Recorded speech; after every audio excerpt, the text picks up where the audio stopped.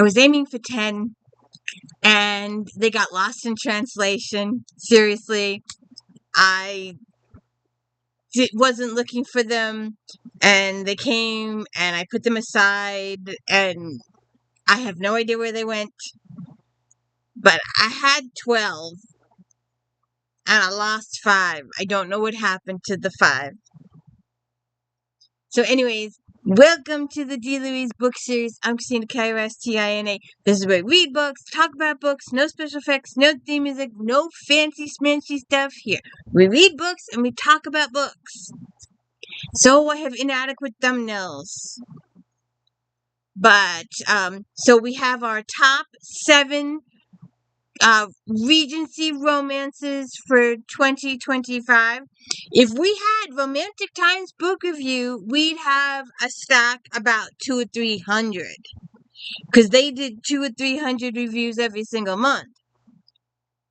And my co-host is asleep on the other side of my computer. So, lost in translation. So, Eloisa James, she's over here, and Kathy Maxwell is over there. Got a whole bunch of those authors. Gail Kalin, she's also over here. Got a bunch of hers. Hold on a second.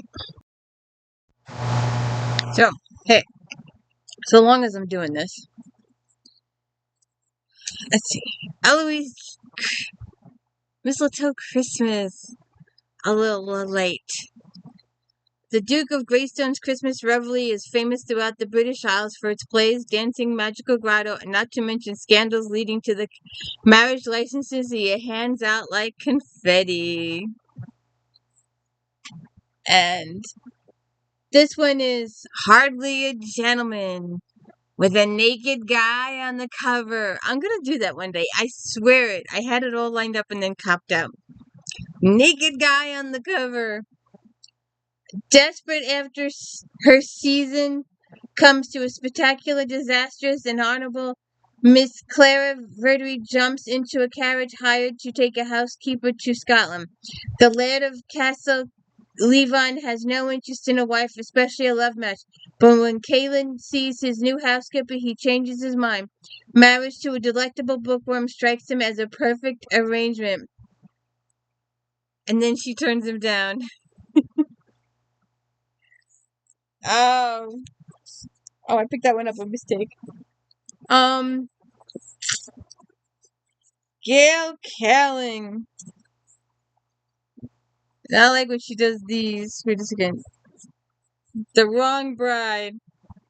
Shaken from sleep during the night and bundled off to the Highlands by a burly Scot, Riona is at first terrified, then livid. Hugh McClan insists they were promised to each other as children to ensure peace between their clans. The stubborn lad refuses to believe he's kidnapped the wrong Katrina Duff. Instead, he embarks on a campaign of love-burning seduction. Naked guy on the cover. And this year's is a little on the racier side or modern side. Well, not that modern. The cover looks modern. The cover looks really modern, doesn't it?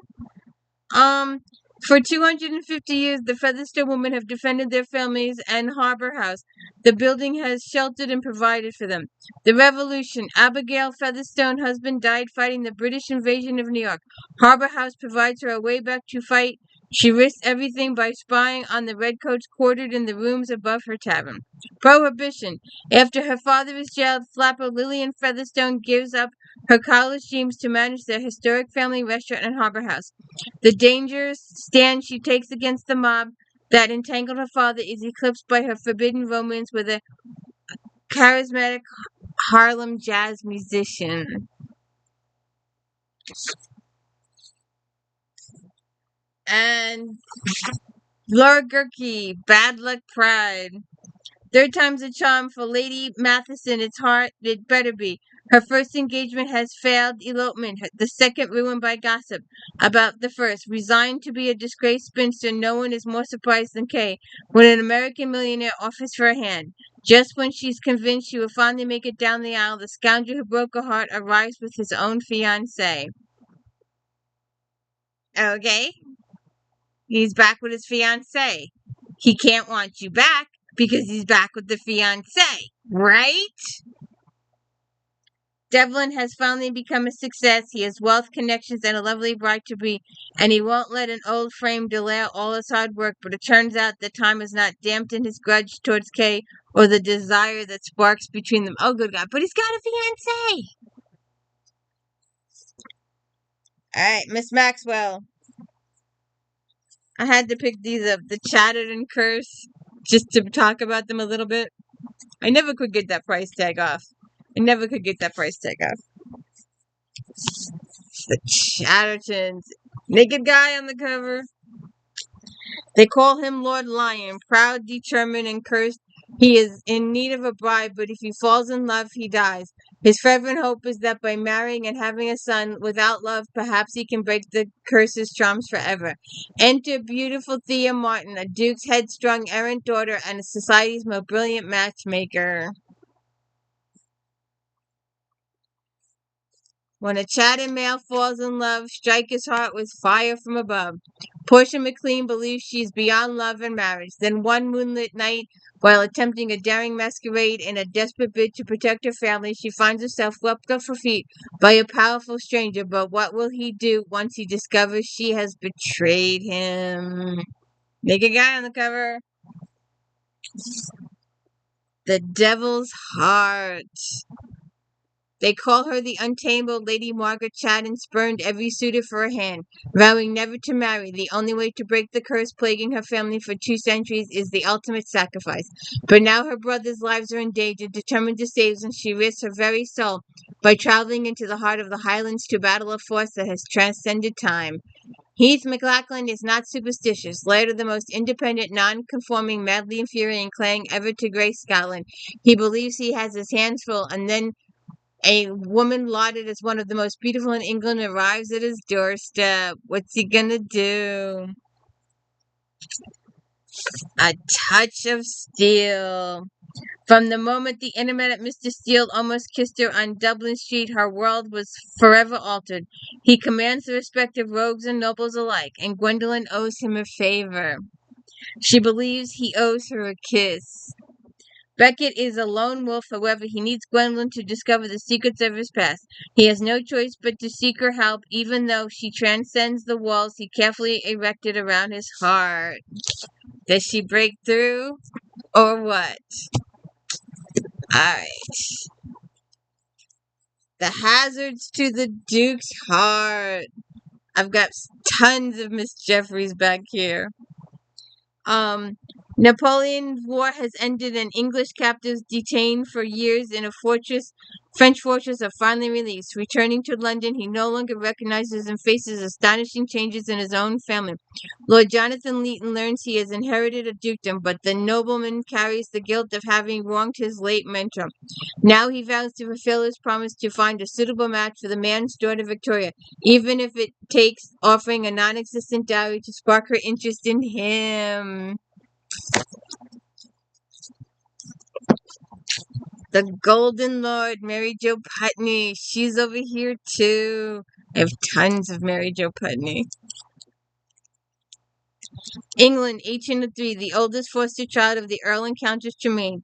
Caden Tremaine was one of several abandoned children rescued into the fold of the tribe of Tremaine, each bearing a special gift. Now that he has grown, Cade's superior investigative abilities and talent for preventing violence or, when necessary, executing it are urgently required by the Home Office. For an after all too brief peace, Britain and France are about to be at war again. But it isn't the dangerous mission that concerns Cade, it's his secret love for his sweet and spirited accomplice. Kazim.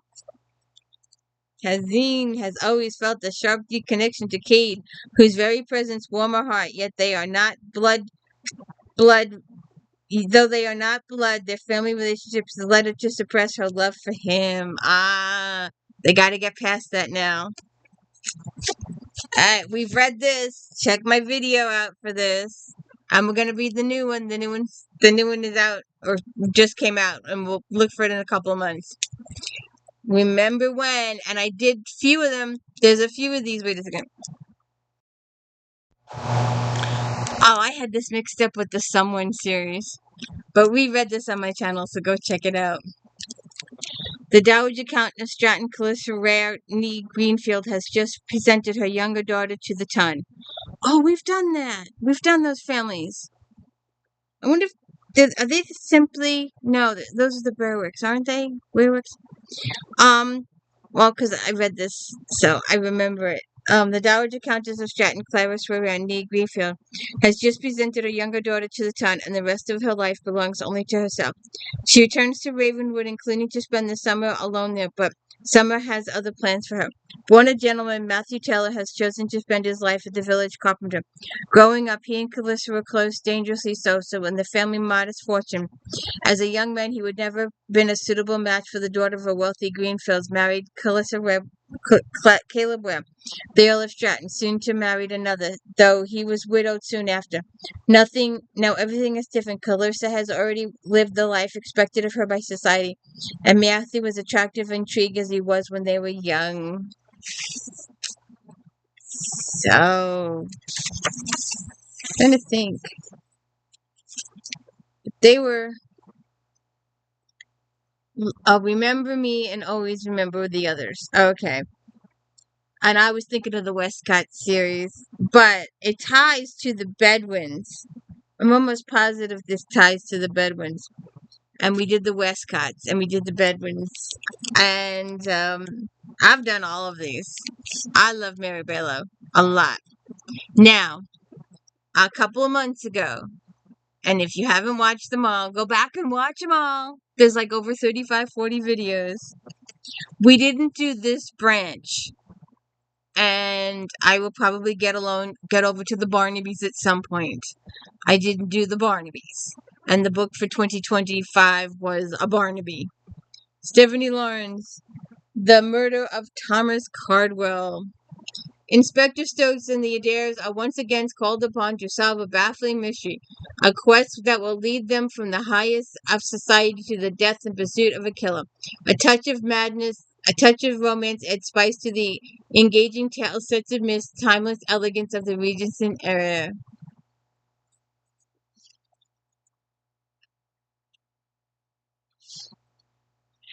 The Casebook of Barnaby Adair, Volume 11. I've got quite a few of these. Mrs. Alblestone's Christmas and all those. But those are your 7 Regencies for 2025. And if you haven't watched all my Sinster videos, go back and watch all my Sinster videos. It would be so much appreciative. And you have a good day.